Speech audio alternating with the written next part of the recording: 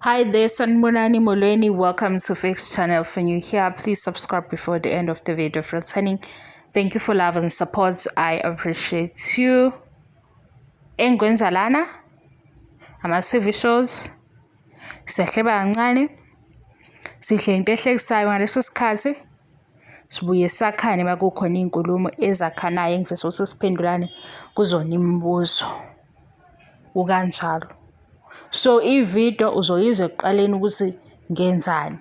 Makuyinto obufisa ukuyibona nofisa ukuyizwa ngoba ngiyakhuluma uzoyilalela.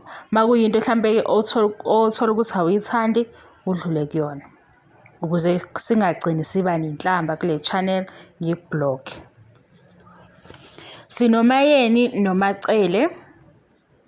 Kunama comment ukuthi uMayeni bekucela athathwe ama notes kuMacele ngokukhulisa izingane.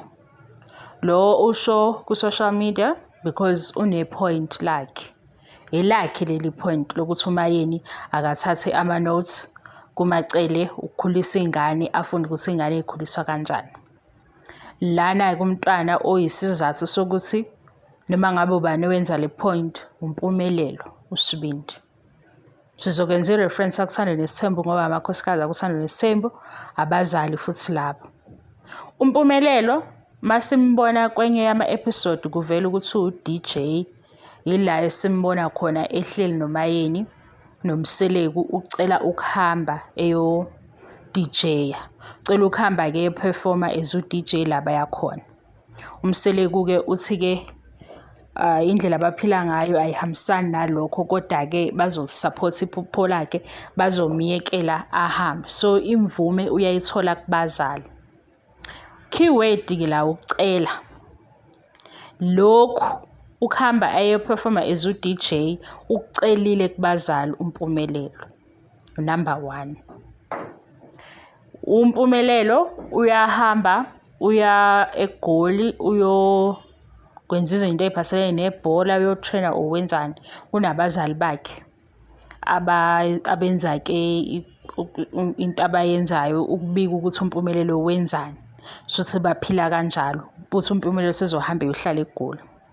Mayise yohlala eGoli angeke ngazi ukuthi kube nama phone calls amangaki enziwe umpumelelo efonela uma wakhe ecela ukwenza izinto azenzile angazi. uMacele ngoba yena uyena okufanele kuthathwe kuye ama notes okufundisa uMayeni ukuthi ingane ikhulise kanjani. Kune episode uMacele akhala kuyona ehleli noSnake. Ngithatha uSnake kuphela kulento esikhuluma ngayo. Sisazoyiqhubeka yona ngoba yinde le ndaba. uSnake uhleli noMacele, uMacele uyakhala, ukhalisa ukuthi uSnake ukhulelwe noma usekwazi ukuthola ingane yesibili kodwa uzame konke ukumchazela ukuthi upreventa kanjani. Asikhulumi ngendlu, asikhulumi ngama benefits asithola uSnake, sikhuluma ngemfundiso yokuthi mawenza lokho okuwucansi ngoba abazali bayafika kuleso sigaba. uMacele ke uthi Snake sikhulumile, ngakunika imali yokuthi uye eclinic njalo, ngakutshela ukuthi wenza lokho nalokho, ngase futhi uma uba nenkinga ungitshele. Njengoba sekuba khona umntwana wesibili kusho ukuthi ngihlulekile. Umzali kaSnake lo uMacele ukhuluma noSnake ngoba uSnake uthola enye ingane kodwa uMacele emtshele konke afanele ukuthi amtshele khona. Ngaphandle futhi kwaMacele iclinic uSnake aye kuyo lapha uyatshela ukuthi uzothatha lo mjovo uma ngabe umjovo noma ngabe yini lama methods akhona. uSibindi unayi episode leveza ukuthi uMayeni ukhulumile naye ngendaba yokusebenzisa ijazi icondom.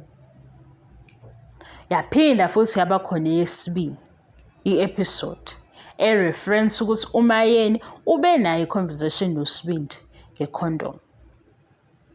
uSnake noSibindi banazo iy'ngane. USibindi uba ney'ngane engekho ready ukuba ubaba, mhlawumbe uma ngisho njalo ngeso le-TV ngoba angimazi ngaphandle kwe-TV. Kwenzeka kanjani-ke lo one-point elizwakalayo angakuboni lokhu? uMacele ine-episode ehleli noSinewe uyakhala, ngizokwenzela isithombe sakhona. Ukhuluma ukuthi yena as umzali uzibona ehlulekile because uSinewe ukwazile ukwenza ingane futhi ebekhulisa uThando. uMayeni ukhulisa umhlophekazi kaSibindi, kodwa uSibindi kutholakala ukuthi usethola ingane futhi. Ngabe abazali kufanele bebekwe amabala kule nto engishoyo? uSibindi mayeba nobusuku obuba sehhotela obusendlini yakhe, akayenzi i-phone call kuma wakhe ethi-ke njengamanje nawu action ozokwenzeka. uSinewe mayeyeka ukuthatha amaphilisi okupreventa or umjovo, akabuyi kuMacele. uSinewe mayesebonana ne-boyfriend yakhe akasho futhi. Into ezokwaziwa abazali i-pregnancy masivela. uMayeni-ke kwenzeka kanjani ukuthi kufanele abe ney'mpendulo yena manje? Angazi-ke sesiphuma kuMayeni noMacele kulaba abazohlangana nale video kwizinto ozenzile nje empilweni yakho. Angazi ukuthi zingaki mawukwathi ziyabaleka ozenzile wena umzali wakho was-approve because ubudinga umzali asho ukuthi go uhambe. Angazi ngisho izinto mhlambe ezithintile impilo yakho zaku-affect okunama-results ozenzile wena, kodwa oyile kumzali, wase umzali wafika wathi kuzoba nengozi kodwa qhubeka ukwenze. Why-ke uMayeni ezobhulishwa la ku-social media, ebhulishwa abantu abanye bazibiza ngo-life coach? Mhlambe niyayazi into eniyenzayo noma uthole ukuthi ku-internet or ku-social media kunento ecishe ibe nje nawe ungakwazi ukuyenza ngoba ayenzi sense. Ma uzocela ukuthi uMacele akafundise uMayeni, uMacele ubekhala. Ekhalela ukuthi uSinewe umhambise iklinikhi. Iklinikhi efundisayo ukuthi ma ungafuzi ukuthola ingane, i-family planning into enje, ukupreventa into enje, i-condom into enje, ikuvikela kuphi lento. uSibindi sinema-episode afika ku-3 manje ngoba kukhulunywe naye kuThando Nesithembu nakule show yakhe ayenzayo ngendaba yani yokupreventa, ngendaba yani yokuthi-ke njengoba sekwenzeke lokhu u-next step wakhe yini. Yiphi-ke into esolid ekhomba uMayeni eyenza ukuthi ukwazi ukumkhomba? Ngizoyilinda impendulo, angiwavali futhi ama-comments. Yabo manginje ila engithi ngifuna ukuba serious khona ngingawavala ama-comment ngoba mina ngithe angikho honest. Mase ngidecide ukuba honest akubi mnandi. Anginankinga-ke ngayifaka-ke kulolu bishi ngathi ngizokhuluma because le platform iyavuma ukuthi sikhulumisane, sixoxisane. Awuziboni-ke mhlawumbe ukuthi unendlela ehlukile yokucabanga? Ukwazi ukuma phakathi nendawo ungayilinganisi into oyivezayo. uMacele mayekwazile ukukhala ngoSinewe, okusho ukuthi zikhona iy'nqumo ezenziwa yingane ngaphandle kwabazali, ngaphandle kwe-permission yabazali, ngaphandle kwe-approval yabazali. Approval, yabo Singisi. Mase kuthi sekunama-results ila abazali abafika khona. Nakhona futhi umzali uzocebisa ngoba manje le yey'ngane ukuthi zihlala kogogo, ogogo mase bethala icala futhi ekugcineni nge-choice, nge-decision eyenziwe yingane. Siyoyikhuluma mhla sonke sidecide ukuthi siba sober, siyikhuluma kahle. Singazuyikhuluma futhi ngobufevu, siyikhulume njengoba injalo. ngoba enye into mayikhulunywa njengoba injalo iyasiza, ivimba iy'ngozi ey'ningi. Yabo mase kushiwo ukuthi lo mgwaqo lona unani zingabe zisahamba iy'moto lezi ey'limele ngoba seyidlulile kulo mgwaqo onengozi. Kuyamenyezelwa-ke ukuthi azingasahambi iy'moto la ngoba lana kunale ngozi le. Uzonginika impendulo ezwakalayo ukuthi why uMayeni ekhombeka kule nto akhombeka kuyona. Yingoba mhlampe bekufanele ethi yena njengoba ewumuntu wesifazane ayiphumi iy'nkomo iphelele manje. Yena futhi ewumuntu wesifazane eyazi mindset yalo mntwana. Mayiphuma lezi iy'nkomo manje kuzosala kwenzakalani after.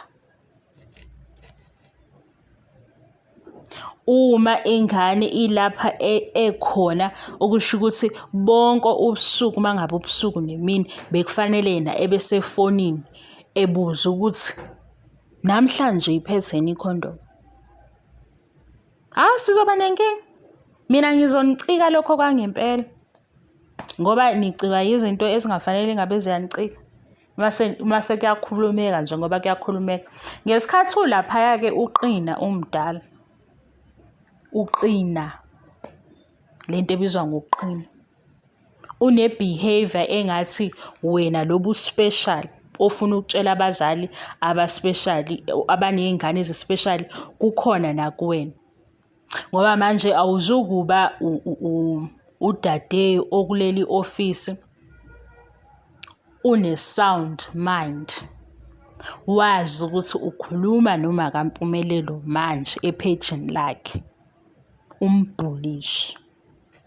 Noma ngabe yini le ofuna ukuyisho kunendlela yokuyibeka kahle kwi-page lama kaMpumelelo.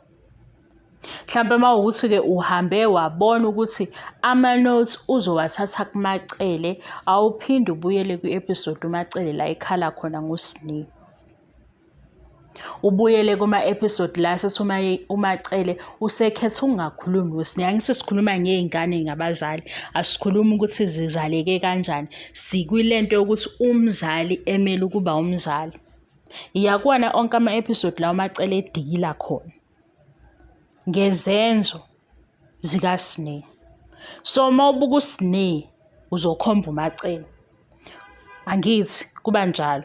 Okusho ukuthi mawubuka uMayeni awukwazi futhi ukuthi-ke hamba uthatha ama-notes kuMacele. uMacele ade ekhalisa uSinew. uMacele wayeka ukukhuluma noSinew. uSinew waze wacela ubaba uMsele ukuthi akakhulume naye ngezenzo ezenziwe uSinew. La sifika khona-ke ukuthi-ke umntwana noma ngabe senzeni ilungiseka kanjani lento ayenzile. Uyilungisa kanjani yena ukuze egcine engalobu ewendaweni eyodwa. Ngoba indawo oseke wawa kuyo uyazi ukuthi inani eyingozi. Ngeke uphoseke endaweni enomgodi kaningi kawu-4 usuyazi ukuthi khona into errong. Sikwingane-ke manje ilungiseka kanjani enganeni. Ngoba umzali sibuka ngokuthi sisober sonke. Uyashiyeka umzali kwizinqumo ezenziwa yingane abazali bengekho. Simfake mhla esengena esiza, esengena eqhuba usikompilo, useyangena umzali. Kodwa mawuseThekwini eflatini awufoni uthi ngiyolala ka-boyfriend. Angazi-ke mhlampe ngimi onamanga. MawuseThekwini eflatini eGoli kuphuphlani kwingane zikhona eMares akekho umzali oripothelwayo ukuthi njengamanje sicabange ukuthi sizohlangana ngo-9. Yingakho abazali mabesemakhaya bayathandaza bethandazela ukuthi ingane noma zilapha aziphathe kahle ukuze zingenzi izinto okuzoba yinkinga kuzona. Mase ukuthi lezi ngane maseyidala inkinga, le nkinga isifika kubazali. Omakhelwane-ke ngoba baneminwe ekhombayo bakhombe umzali. Kodwa lapha eRes okwenzeke race umzali akazi. Ngoba abathembekile bonke abantwana.